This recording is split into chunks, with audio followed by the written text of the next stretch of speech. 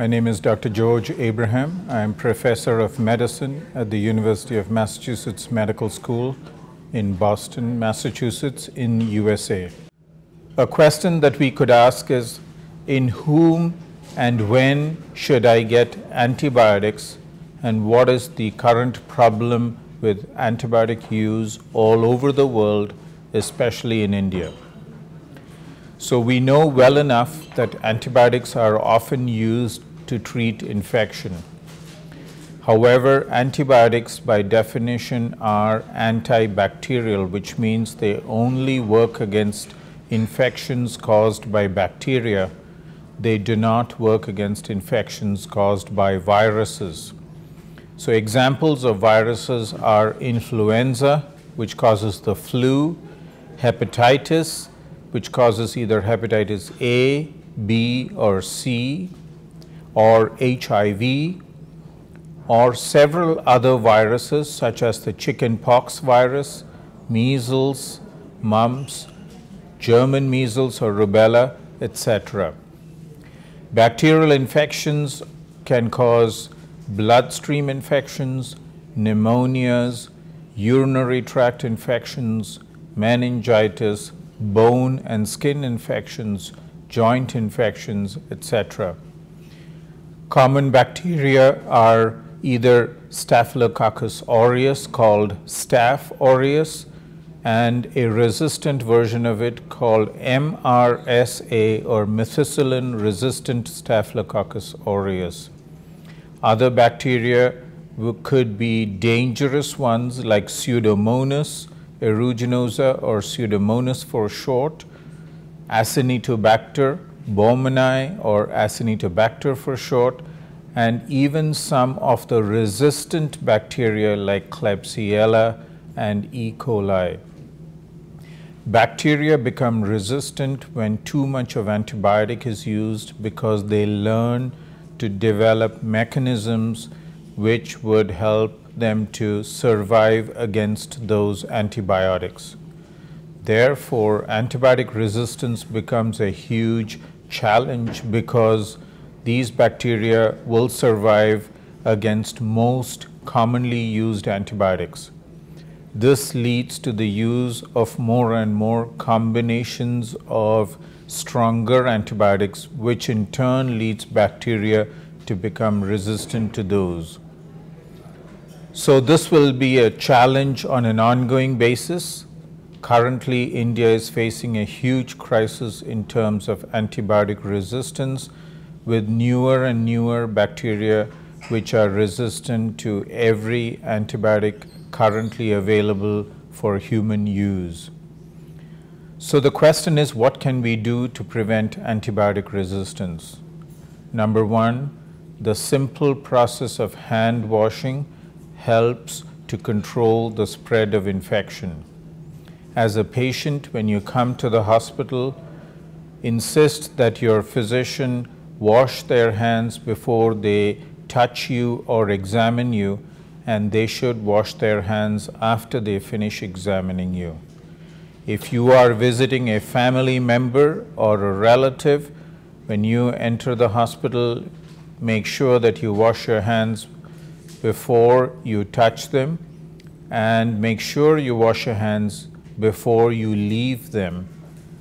That applies to children as well, who tend to touch surfaces such as the bed, the bedpost, the tables in the room, etc., all of which can have bacteria living on it. Such bacteria become extremely resistant, and it is dangerous because they then stay on your clothing or on your hands, and you carry it back home and put yourself at risk for developing infection. So hand washing has been an age-old practice which has worked, and the reason right now it doesn't work is because we don't wash our hands. Number two, insist that antibiotics be only used when there is a strong suspicion of a bacterial infection. So antibiotics should not be used when you have the flu or a flu-like illness or another viral illness like I talked about before.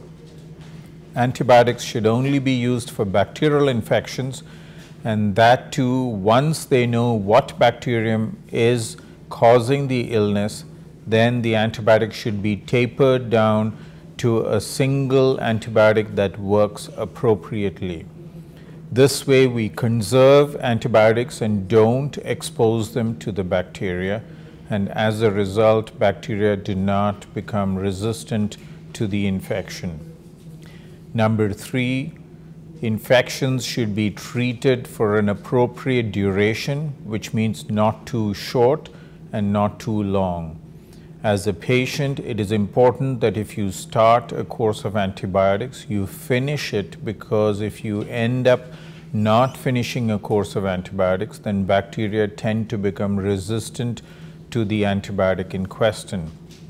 It is also important, on the other hand, to be sure not to continue antibiotics for too long, because then it also leads to bacteria becoming exposed to those antibiotics for longer, and they're developing resistance patterns based on the prolonged exposure to the antibiotic.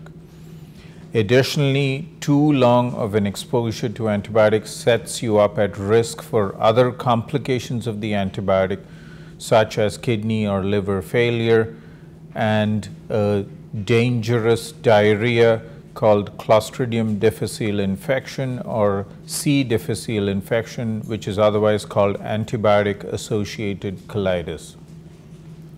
Number 4, there are a number of other things that play a role in determining what antibiotics should be used and for how long and what is appropriate.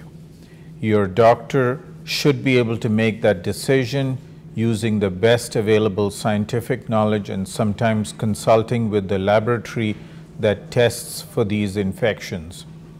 Continuously keeping that conversation open with your doctor and asking them questions around the need for antibiotics as well as the length of time that you take them all help in controlling the use of antibiotics and leads to responsible antibiotic prescribing. Again, as I end this, I would say, as a responsible citizen and as someone concerned for your and my health and my future, in order to have antibiotics available so as to be able to treat infections in the future, you and I need to work together to be sure those antibiotics work, and that means using it only when appropriate and not using it all the time that you encounter any form of illness, be it an infection or a non-infectious reason.